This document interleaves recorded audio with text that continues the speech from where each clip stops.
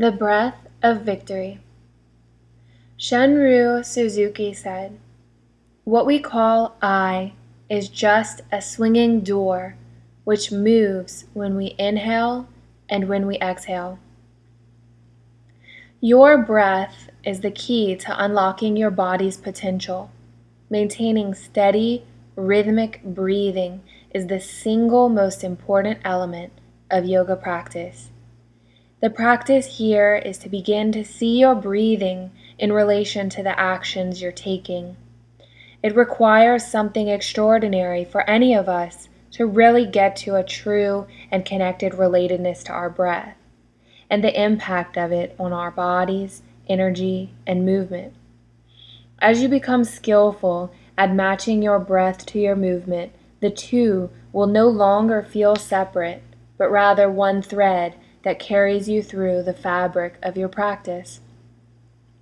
When used consciously, your breath becomes pure, raw energy that sweeps through you like a cleansing wind. With every inhalation, you bring new life into your body. With every exhalation, you clean house. As you breathe your way through your practice, you send signals to your brain that you are calm and safe. Matching and mirroring your movements with your breath, you peel away layers of physical and mental resistance. Your breath is what sustains you when you come to your edge in a pose and allows you to move into new mental, emotional, and physical frontiers. In Baptiste yoga, the breath we use for asana practice is called Ujjayi. Ujjayi breathing is the thread of breath force that elegantly weaves through the tapestry of our vinyasa practice. It is the access point to the source of serene passion required to intuitively lead yourself through your practice and through your everyday life. Ujjayi serves as a source of equanimity and ease when the path gets tough. It is a doorway to vitality and creative energy. The Sanskrit word Ujjayi translates to victory. In yogic principle, victory comes by being committed to something bigger than oneself. The question becomes, how do you create your practice to be about something bigger than yourself? The answer to that question is found in being aware of and tuned into the transformative power of your breath. Breath and the absence of thoughts are correlated. By correlated, I mean a specific kind of connection in which breath, thoughts, and emotions are in a dance with one another.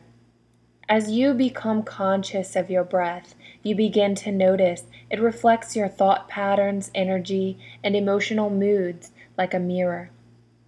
In my experience, most of us need a breakthrough in being conscious of our breathing and our understanding of the impact it has on our practice. Most, if not all of us, are very poor observers of our breathing. Has this been your experience, perhaps? Most of us do what we do on our mats, and we produce positive results for the most part without really noticing our breathing. So the first step, the most important step, is to simply notice your breath. Try that right now. Simply pause for a moment and notice your breath. Observing breath is a tool to cultivate self-awareness. With every mood and emotion, your breathing has a different rhythm. When you are angry or frustrated, watch your breath. You will notice it has a certain quality. When you feel fear, observe how your breath responds. When you feel love, watch how the breath flows. When you are sad, notice the tempo and rhythm of your inhalations and exhalations. When you are calm, feeling happy, or just hanging out in Shavasana, clue into your breath and see how it feels and sounds. Have you noticed that when your body is healthy, you breathe differently than when your body is sick? When you are ill, the breathing is off-center or may alert you that something is wrong in the ecosystem within. In contrast, when you're in perfect health, You typically forget about your breathing because it flows without friction. We are typically unaware of our breath, but the receiving pose is the perfect opportunity to get conscious of it. You get to know your breath patterns and their different qualities and observe that whenever your state of mind changes, the breathing changes. The reverse is also true.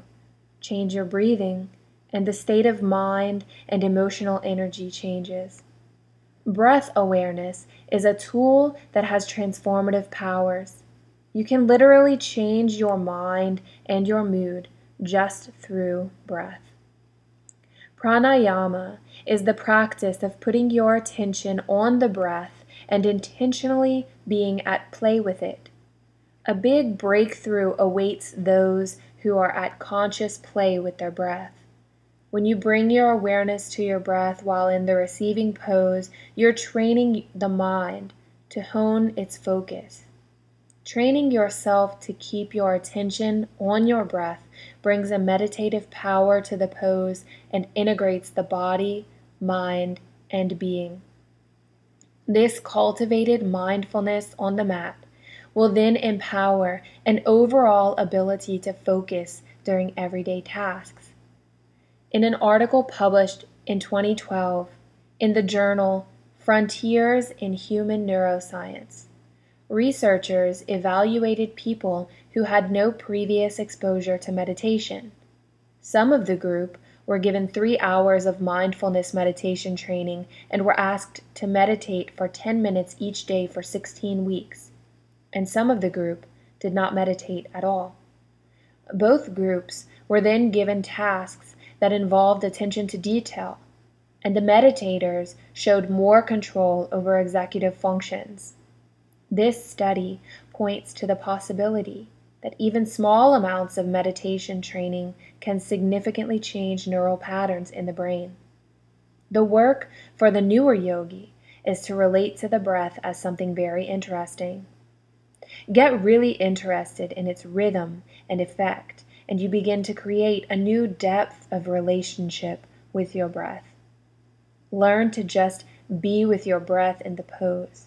Observe it, and be at play with controlling the flow of breath into and out of your body. Observe the impact of your breathing on your physical structure, on the energetic vibration in your body. Do that, and you will experience a sense of expansion. The simple act of observing your breathing will alter its flow, and as it alters, so will your ground of being. The word pranayama is often translated to mean breath control, but personally, I never liked that definition.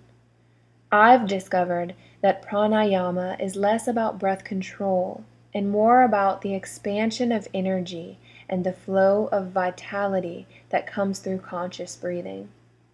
Prana means vital energy found in breath, and ayam means infinite expansion. If, on the mat, the aim was to control the breath, that would put you and I in the role of controller of life force, which diminishes what's possible in the vast landscape of pranayama. Pranayama offers a great expansion of your life force.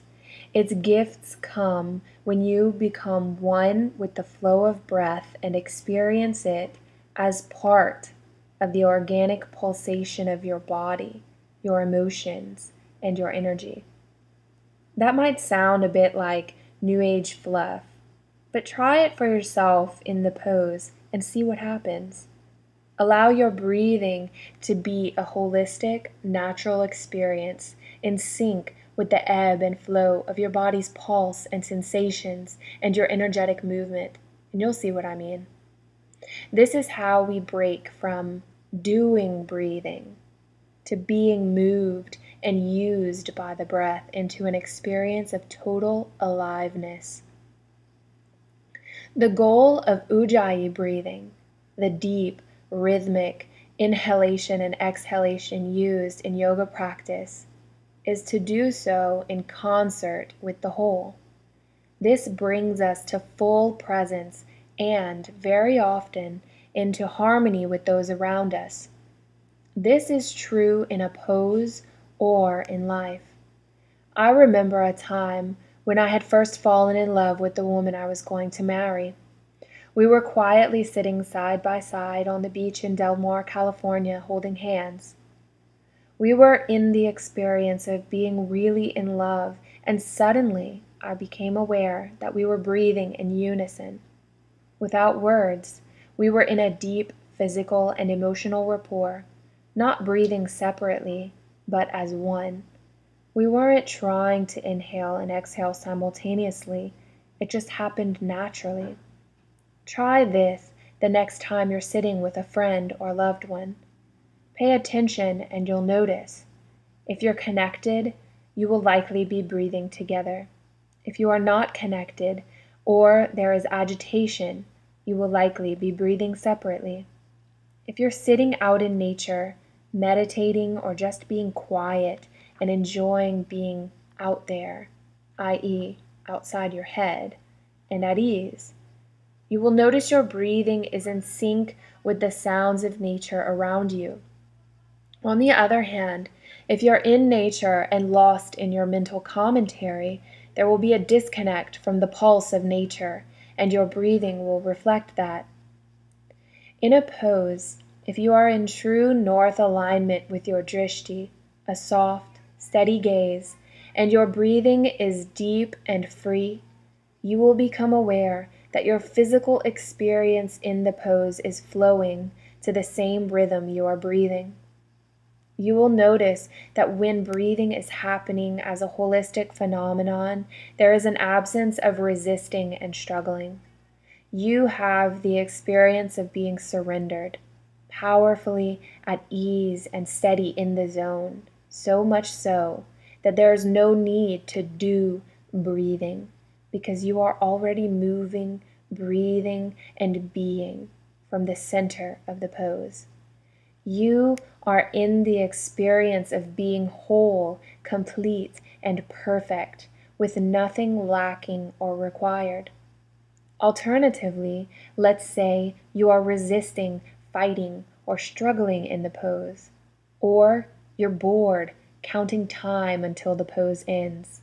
It would be a given then that you are breathing separately from the pose. True, you are breathing, but not in rhythm with your body, emotions, and experience. When you're dialed in and connected in the receiving pose, you will be breathing from and with your body. This can never happen when you are lost in the narratives and default conversations in your head. This distinction of in my head versus in my experience way of breathing is something I've discovered for myself from my as-lived experience on the mat. When you experience this for yourself, you will find that this energetic experience can be transferred and shared with others. In this way, the breath can transform not only us, but our relationship to others.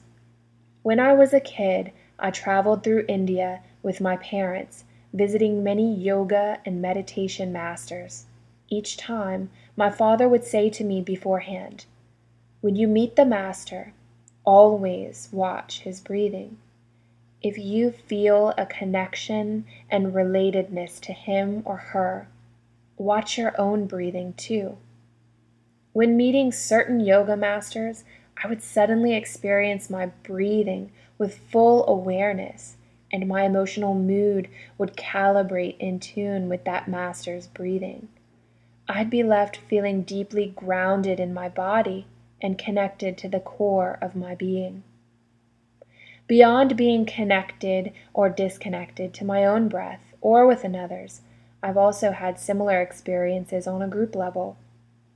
When teaching in a room full of yogis, I've felt what it's like to have my breath connected to each and every person in the room, all of us unified in a frictionless flow of breath. It flows from me to we. As a teacher, if I am stuck in the confines of my head, not present and not leading from my body and being, I'll notice the breathing in the room is compartmentalized to each person and out of sync. If, however, I am outside my head and fully with them, authentically listening to the room, I will organically breathe with them and them with me. To me, pranayama means to breathe holistically through your body as a source of all movement and connection to others. This is the translation we use in Baptiste yoga, in contrast to the common control of breath. I believe that when we try to control the breath, we restrain it, and thus cut off the reservoir of vitality available to us. In the space of free breath flow, your life energy expands you on the mat and off. The yogis say that in the gap between exhalation and inhalation, the place of no breath, you will find the secret of life. At face value, that assertion might seem absurd. Why look to a place of no breath to find the secret of life? No breath equals death, right? But it's a paradox. If you want to know life, you will be able to find it in the place of breathlessness. In that gap, there is no thing. It is said that there you will find the energetic, creative source of life. You can begin to do this by distinguishing the pause between the inhalation and the exhalation. That gap between breaths is your access point to the extraordinary and miraculous in your practice. In the receiving pose, after you inhale, take a conscious pause. Maybe play with holding the pause a little longer than usual and allowing yourself to feel the still space and vital energy. When you exhale, hold the pause in breathlessness a little longer than usual so you can experience the gap a little more deeply. Play with creating more time and spaciousness in your pattern of breaths in the pose. One practice to alter your view and your emotional state is to play with stopping your breath for a brief moment. Anytime you are in a pose or even just taking a walk and realize you've drifted off into your thoughts, just stop the unconscious flow of breath and you'll notice in that pause you get jolted awake. The thoughts will stop immediately. This is a good practice because it demonstrates how breath and thoughts are correlated. When you rest in the pause of breath, thoughts disappear. You get present, and new possibility enters. Thoughts and breath are part of the physical world. No thoughts and no breath are part of the world of being from which creation is generated. There is great learning on the mat that comes from playing with the length of each breath in the gaps between breaths.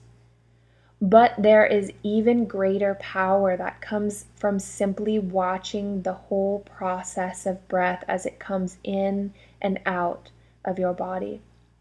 Watch. Don't miss a single point as the breath comes in.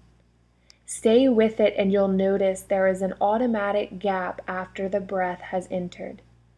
Be with that gap. Don't do anything. Simply be a witness. As the breath begins to leave your body, continue watching. When it is completely out of your body and the breath stops, watch. Allow the breath to continue coming in, going out, coming in, going out, as you simply watch. In those brief gaps, you'll immediately notice the thoughts disappear. When I say they disappear, I mean that your identification with them is broken. And in that opening, you can now point to them as being separate from you. You have them rather than them having you. You will consistently start to experience breath running parallel to thoughts coming and going in the mind. They are twin forces, as connected and opposing as two sides of the same coin. The process of watching the breath in the pose is where meditation and physical movement intermingle and meet up in real time in your poses. The beauty of working with the breath is that it creates remarkable openings for people who are more body-oriented, as well as those who are more mind-oriented. Breathing practice is where the body and mind get aligned in the experience of being whole and complete. In my personal experience, it is not too much of a stretch to say that pranayama is the beginning and the end of yoga practice.